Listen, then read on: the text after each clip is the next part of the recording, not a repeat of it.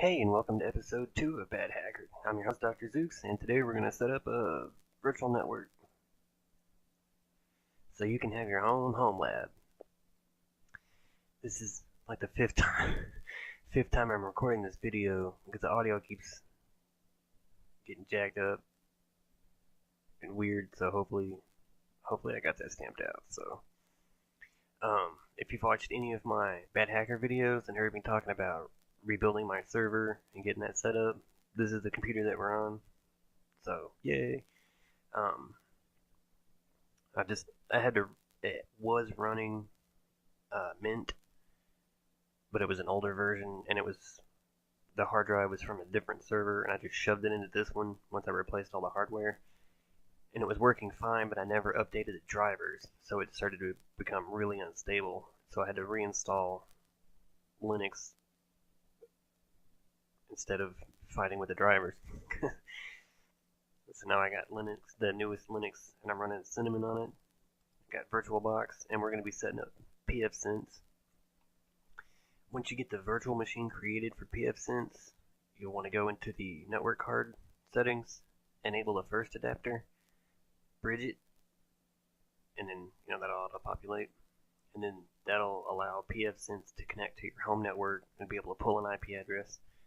Then go in and enable the second adapter, attach it to the internal network, and the internet will auto-populate. So that's basically the only two settings that you'll need for pfSense to work in this scenario. We'll get that started up.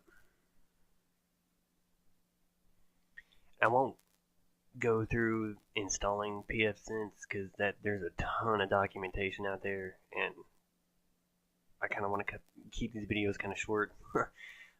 But I will go through the process of setting it up for this. But getting it installed, you can find all that plus a lot more. And this is all the stuff I'm going to do is basically a combination of like 4 months of insane Googling to figure out how to get this stuff to work, because networking is one of my worst areas of IT, but I'm trying. Alright, so once you get in, after you get everything installed and set up the first time, you'll create the WAN and LAN adapters, or the interfaces, so we won't have to mess with one. But we'll go in, the WAN is going to be the public version of the network that'll be connected to your home network. The LAN is going to be the internal private network that we're going to set all of our targets on. And when you first get it fired up, your LAN will probably have a 192.168.1.1 IP address, and I went in and changed it to something completely different just so I know the targets are picking up the right IP addresses. And it's just a thing I do because I get easily confused, so I had to separate it. But you want to go into number 2 to set the IP address. We'll go 2 for the LAN.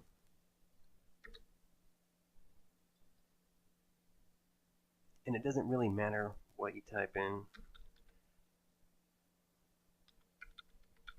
but we're going to go and just keep doing this over and over, because like I said, this is like the 5th time I've done this. Subject mask 24. Not that I'm going to be running that many virtual machines, but I like to have the option. Yeah, we're not doing it upstream. I don't care about IP version 6. And yes for the DHCP, so anytime you swap out or add targets to it, it'll pick up an IP address.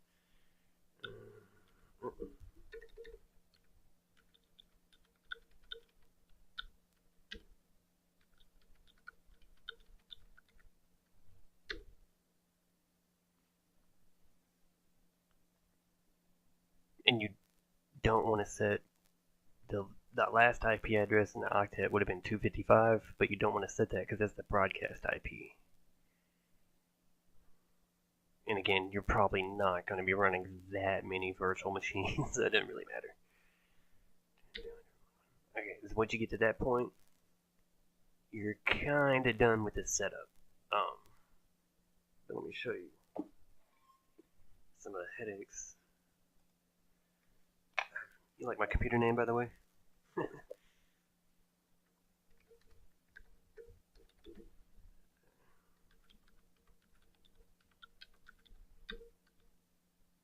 You're not able to ping it just yet because at this point it's blocking everything from coming through. So you want to come in here, go to number 8, the shell, type in pfctl-d, packet filter ctl -d, and you're disabling the packet filter. And then exit, and then go into 12, the PHP shell, and type in enable allow all WAN. You're basically you're turning off the packet filter firewall portion, and then you're telling it to allow everything through. So now we can ping it. You want to pull it up in your browser because now we're done with the command line version of setting it up. And annoyingly, every time you turn that virtual machine on or restart it, you'll have to do the shell and PHP shell, pfctl-d, and enable allow all WAN commands every single time. And I forget to do that every single time. And I sit there for 20 minutes trying to figure out why I can't route to anything. So we'll get into the web login. It's going to be admin, and the default password is pfsense, which I don't know how to type.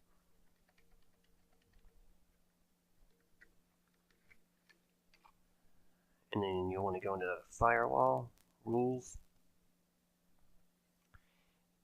You'll only have a couple in there when you first get it set up, but I set up all of these rules to allow every bit of traffic from the WAN to the LAN and the LAN back to the WAN. Just wait there, so there's bidirectional. Hey, look, that looks like the same exact.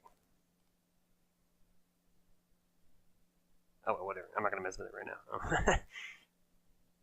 And you'll want to set it on the LAN also. So you'll want all traffic from the WAN to the LAN and LAN to the WAN with both rules on both sides of it. I'll show you how to do that real quick. Just go to add. You want to pass because you're not blocking or rejecting it. Interface, whichever one you're going to set it up on, you'll do it on both. So for this one, let's do LAN. Protocol. Really? You can do any. That'll just make it easier. And the source will be WANnet, and the destination will be LANnet. And then hit save, and then add again, go back in here, but set the source as the LANnet, and the destination is the WANnet, so that way it's bidirectional. And then save it again. And I set it to any, otherwise you're going to have to do it for every one of these, and I'm really lazy, so I just set it to any. And once you get those rules set up, you're pretty much done with pfSense. You won't have to touch it anymore until you reboot it, and then you'll have to go into the shells and run those commands. And then for your other targets, I just downloaded a bunch of Phone Hub virtual machines, and let me give you a little tip. A lot of the virtual machines that you get from Phone Hub are going to be OVA files, and so in VirtualBox, you'll just go into Import Appliance.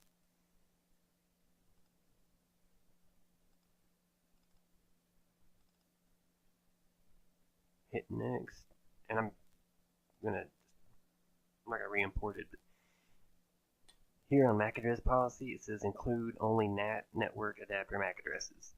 I didn't notice this, and this kept Fristy Leaks from picking up an IP address, and I fought this thing last night for about 45 minutes, and I could not figure out what was going on. I reset up pfSense maybe 4 or 5 times. I went through the VirtualBox settings a million different times, and then I finally set it to bridge, and it still wouldn't pick up an IP. And then I just noticed this MAC address policy. So if you're importing OVAs, please watch out for that. That'll save you a big headache. Just include all network adapter MAC addresses, and then hit import, and you're good to go. Once it gets imported, go to the network, enable the adapter, and set it to internal network. You want to set all of your targets to the internal network, so that way they can pick up that private LAN IP address. Alright, and I think that takes care of it for this portion of it, and we're going to jump over to the attacker machine and show you the rest of it. Alright, here we are on the attacker machine, the Kali machine. I installed Kali on an external hard drive, and I boot my laptop to it. And so I have to physically connect the laptop to the LAN network that we created. So here we go with part 2 with the routing. I'm going to readjust myself. Alright, so at this point we should be able to just ping. Alright, cool. But can we ping any of these? Okay. I had to re-import all of those targets, so I got them reset up, and they're all working great now. So I know all these. I've seen all these IP addresses for like the last 20 minutes. Alright, so we can't ping any of those. So we need to route, add default gateway, and then give it the IP address of the pfSense router.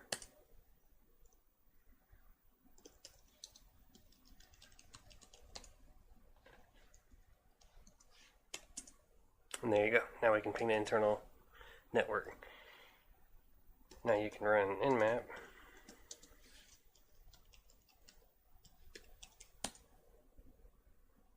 See what comes up. Just gonna do a ping sweep real quick. You can also set the gateway through the GUI settings over in network settings. I just like to add the route through the command line because it seems to be easier than going through the GUI settings for some reason.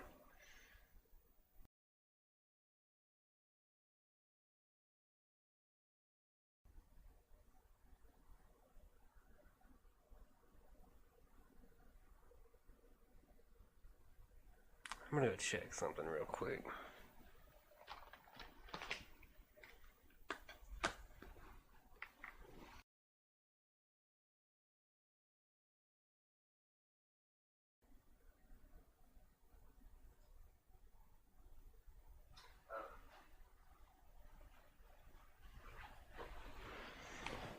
Alright, that might be the problem.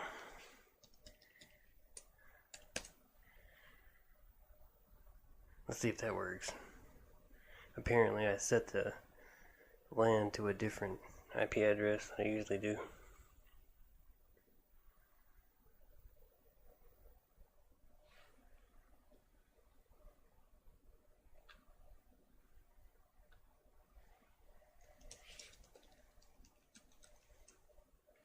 Alright, just checking that.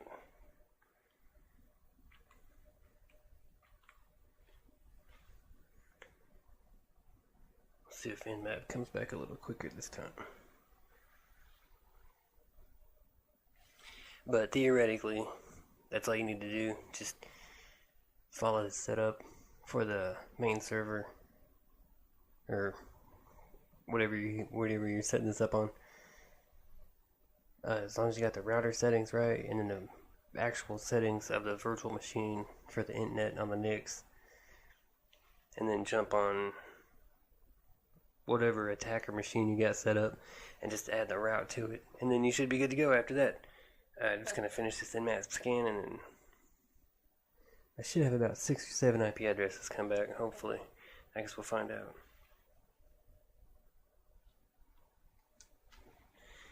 Okay, maybe Maybe if I typed in the right IP address, this would actually work.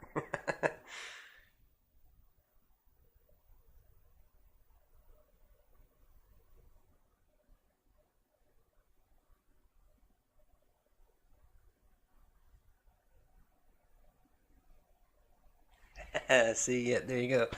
All right. Once you get all that done, you're good to go. I guess get it all set up and enjoy. Have a good night.